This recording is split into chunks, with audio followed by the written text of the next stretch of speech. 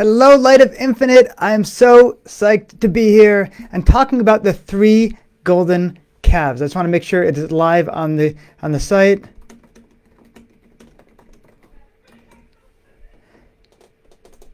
Just trying to verify that, but this is a topic that for me is really personal. It's something I am a big fan of. For those of you who don't know, I'm very into biblical fiction. I write a series called The Age of Prophecy. This is book 1, The Lamp of Darkness, and book 2, The Key of Rain. And it's very funny, when I first put out the book, The Lamp of Darkness, even before I had published it, I sent it off to a beta reader and sent it off to a friend, and she was reading through the book and she got to a certain set, and it was talking about a golden calf. Now, this was not in the desert. This was not in biblical times, or it wasn't biblical times. It was not in Torah times. But she hit this thing about the golden calf in the northern kingdom of Israel. And she turns to her husband and says, this book, it's got the thing about this golden calf. And he's like, the one in the desert? He says, no. Like later on in Israel, like after the times of King David. And he says, you know what? I don't know what kind of book you're reading, but I don't really know if I want you reading this type of thing. It's kind of making up all these things about the golden calf. Doesn't really sound like what we're interested in, what we want to be showing. I don't think you should be reading this book. And she says, you know what? But no, it's Dave Mason. Like, he's like a rabbi and things. Like, I don't think he'd make, I don't know why he'd make this up. It seems like he should write kosher stuff. And so she writes to me and she says, why did you make up these golden calves later on? Why did you add that into your book? What's going on here? And I said, you know what? Sorry, but it's actually in the Bible. You just need to read a little bit further. There's not one golden calf, as most people know. There are actually 3 golden calves that are created in the biblical times. And, one of them is the really famous one, of course, is the one that happens in the desert. The other 2 happen hundreds and hundreds of years later, and they exist for much, much longer than that initial one did. The initial one existed, for mere hours. The later ones existed for a really, really long time, for like hundreds of years. So what is exactly the story of these golden calves? Where did they come from? What is the point of them?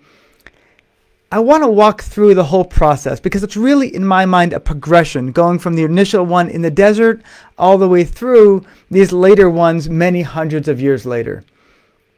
So when the golden calf is first created, the famous one, the one in the desert, what are they trying to do?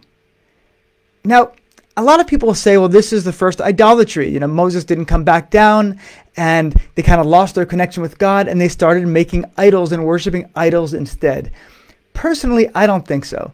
Personally, I do not read the golden calf as being a replacement for God at all. So what was the golden calf a replacement of? The golden calf was a replacement for Moshe, for Moses. You see, when the commandments were given, when God first spoke to the people at Sinai, the Midrash tells us that only the first 2 commandments were spoken out loud. And each time God spoke these commandments to the entire nation, the people absolutely freaked out. Hearing the voice of God, it was the type of thing that just blew people's socks off. They literally would talk about how their souls came out of their bodies, and it was really kind of traumatic for this nation of former slaves to be hearing the voice of God. And they finally said to Moshe, you know what? You go, you learn all of these things from God, and then come back and you will tell us. So Moses goes up to the mountain and he's up there talking to God and he's learning all of these things to be passing on down to the people. But the problem is Moses doesn't come down when the people think he's going to. There's a whole thing in the Talmud about the counting of the days that Moses was going to be gone, and people expected Moses to be back, and Moses wasn't back when they were expecting him to be. And here they were. So now they had this intermediary between themselves and this all-powerful powerful God force that took them out of Egypt, that created the plagues, that killed the firstborn, that split the sea. They know the power of God. They're not turning away from God this quickly, but they also know that they have no ability to relate to this God. Most of the time, they've just been hearing from this guy, Moses. And the couple times that God spoke to them directly, these first 2 commandments were too much for them to handle. They absolutely went out of their bodies and they're like, this is not for us. You go. You be our intermediary. You talk to this formless, nameless, all-powerful entity and you come back and give it to us in a way that we can handle. But then Moses didn't come back down. And so the people turn to Aaron and they say, you know what? Create this thing for us. Create this object for us that can be a way that we can connect, because this guy Moses, the intermediary we're used to using, he's gone up and he hasn't come back. And so the golden calf comes out, and the story of the golden calf is very much, this is your God, O Israel, who brought you out of Egypt. Now see, that's very, very different than a lot of the later idolatry that we're getting in Israel. The later idolatry is things like, this is the Baal. The Baal is the storm god. The storm god is the son of Asherah, the fertility goddess. The Baal, the storm god, goes to Koshar, the craftsman, and gets weapons of incredible power to go fight Yam, the sea god, for supremacy amongst the gods. That is the Ugaritic mythology. That's the mythology of the Phoenicians, which very much comes into play later in the biblical narrative. But you see, it's very, very different than looking at a calf and saying, this is your God, O Egypt, O Israel, who brought you out of Egypt. In effect, the calf was not supposed to be a foreign god. It was supposed to be an object, a physical object that represented our God. Now that's totally forbidden. God absolutely says you cannot make any molten images. You shouldn't relate to me through physical form. But nonetheless, that's what they're doing. They're not going out there and finding some other god and worshiping Baal the storm god or any of these other ancient gods that they're forbidden from worshiping. What they're doing is they're trying to connect to God, to Hashem. But they have a really, really hard time relating to this entity that can't be made into anything physical, that we can't really even describe. Even when the Torah talks about the finger of God, the hand of God, all of these things, we're told it's all analogy. God has no fingers. God has no hands. So how do we relate? It's just a very difficult scenario for us to be plugging in. It's so much easier to be relating to a physical object. And of course, that's what's happening with idolatry later on as well. The rabbis kind of like to say that it's okay to be making fun of the idolaters. This is weird tradition in the Talmud that says you can mock idolaters. It's so incredibly silly what they're doing with they create a block of wood, and then one day, and then they say that this is the God who created me, meanwhile you created it. They're clearly choosing to mock idolatry. But they're not really, if you'd spoken to an idolater of the day, they wouldn't say that this piece of wood is the God. They'd say that this piece of wood is a physical manifestation of that God. That by giving honor to this piece of wood, I'm giving honor to this God that I can't really relate to. So the God comes down into physical form so that I can have an idol in my house and I can be bowing down to that and all such things. That it's easier to relate to a physical object as being a manifestation, a representation of a big, powerful force, more than it is to be able to relate to that powerful force all on its own. So this, I believe, is what the people were doing with the golden calf. They wanted to relate to God. They wanted to have a connection. They didn't feel like they can hold on to this all-powerful, totally unrelatable being. But when they had a golden object, the golden calf, now they could relate to God. They were taking the unknown, they were making it known. They're taking the big and scary, they were making it something that they could relate to, they could look at, they could bow down to. They could say, oh, here's God. God's right over here. This is where we're going to bow down. And we're going to give honor to God by giving honor to this object that is going to be a representation of God. Of course, Still totally wrong, still totally forbidden. Moses comes down in a huff off the mountain, smashes the 10 commandments, destroys the golden calf, grinds it up into a little powder, puts it in the water, makes the people drink from it. All these people die. We say it's like the very first example of homeopathy, where you take a little bit of golden calf, water it down, have the people drink. But as much as Moses destroys the golden calf, and as much as they say, wow, you guys really messed up, at the same time, there's a recognition that, okay, the people are actually expressing a need here. The people need some way to connect. And Moses is only going to live for so long. And they can't always depend on Moses to be their intermediary. They need a more direct form of connection. So immediately after the golden calf,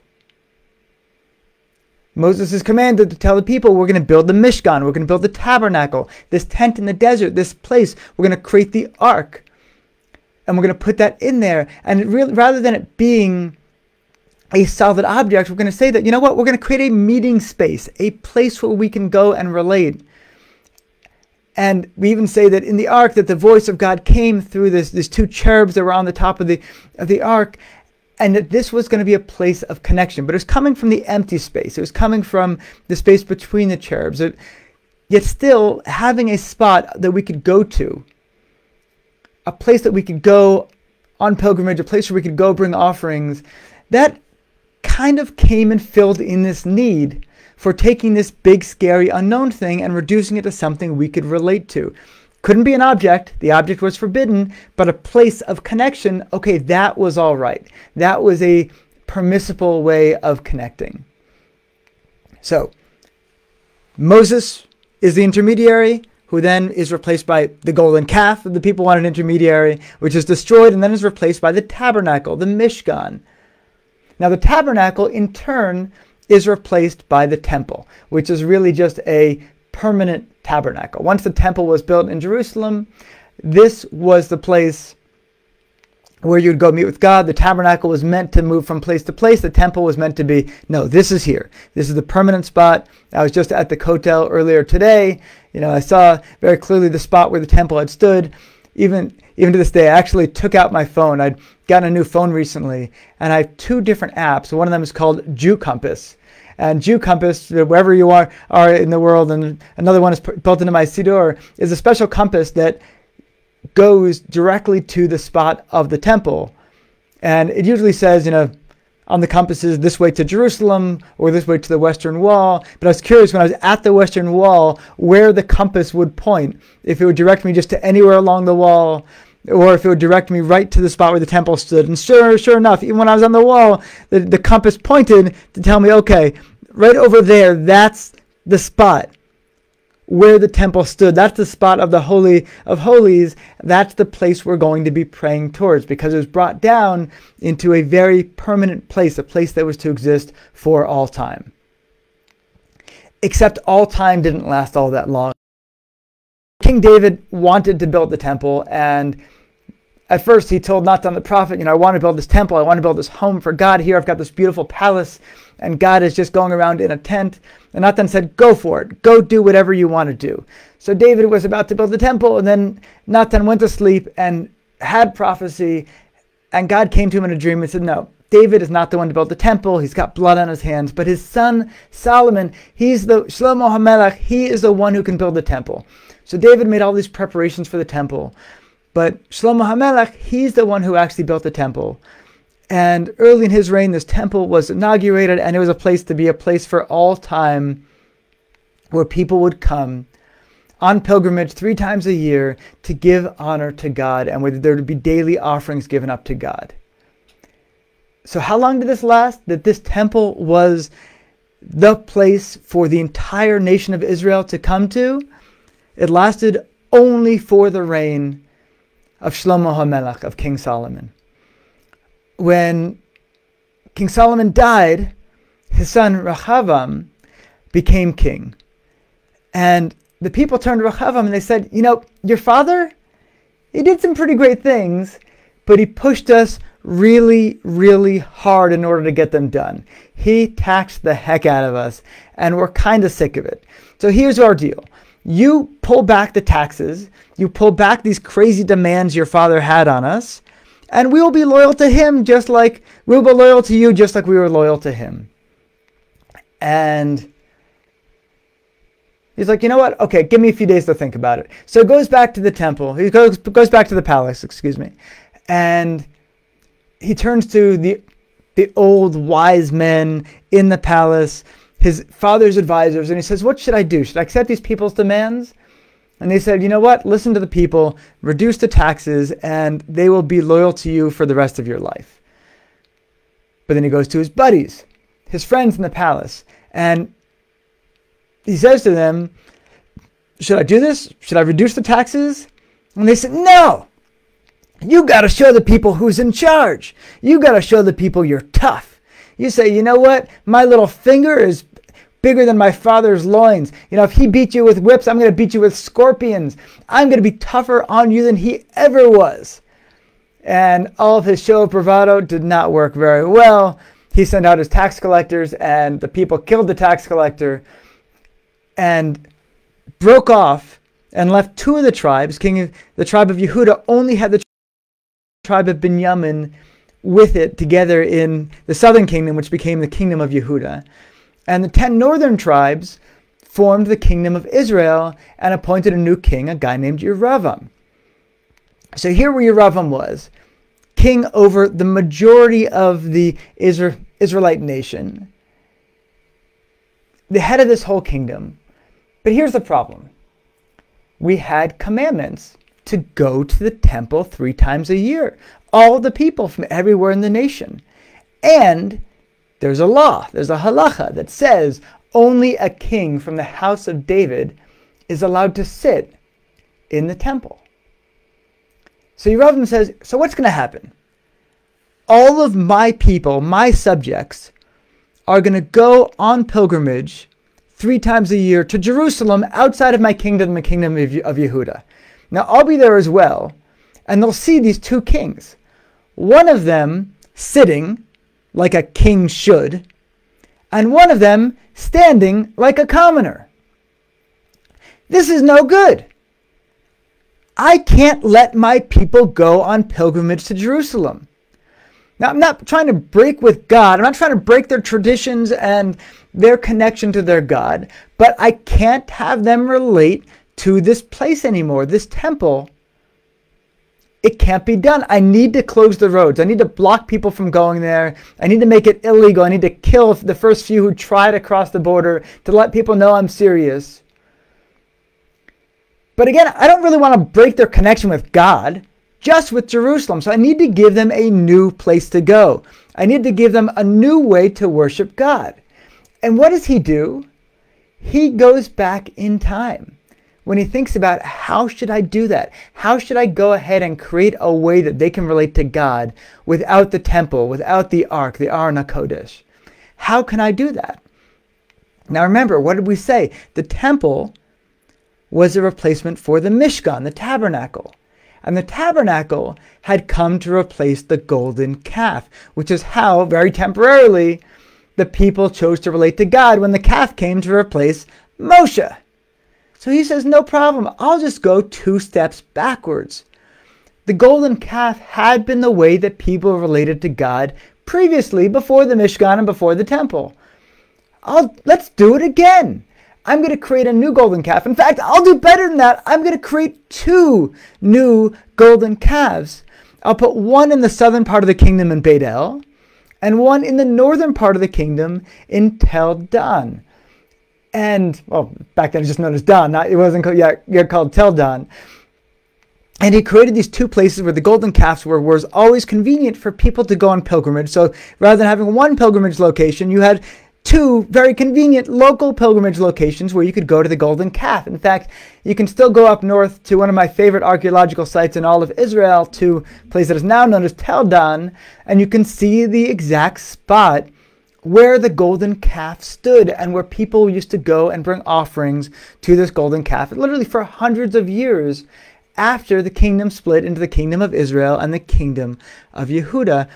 Everybody in the kingdom of Israel who went on pilgrimage would go to the golden calf in Tel Dan or Beit El. We don't know where the Beit El site was. So when I was writing The Lamp of Darkness and I first put in a scene in Beit El with the golden calf, I went up to Tel Dan to see the location that we found up there and just assumed that the two locations would be fairly similar, and so made the basis, the whole scene with the golden calf in the Lamp of Darkness based on what I saw and experienced in Tel Dan. But here we were. We were now with a place where we'd taken the formless and we'd put it into a form. We'd gone from having the temple, having a meeting spot with God, to having an object that represented God that we could bow down to. And Yeravam's idea of having the golden calf lasted for a long time. But also what came in, a whole bunch of other idols started infiltrating into the northern kingdom of Israel, much more so than in the southern kingdom of Yehuda. It feels like almost like, once they had broken with the temple, once they'd broken with this connection, once they had said, we're going to take the infinite and we're going to reduce it to an object, that is an appropriate way to worship, suddenly at that point, it's like it became easier to have, there's this God. And Yeravam always said, this is the God who brought you out of Egypt. It was very clear. This was an idol to Hashem. But soon, the Baal came into the northern kingdom. Asherah came into the northern kingdom. And people were quickly going on, bringing in all of these other gods, worshiping all of these other gods in the northern kingdom.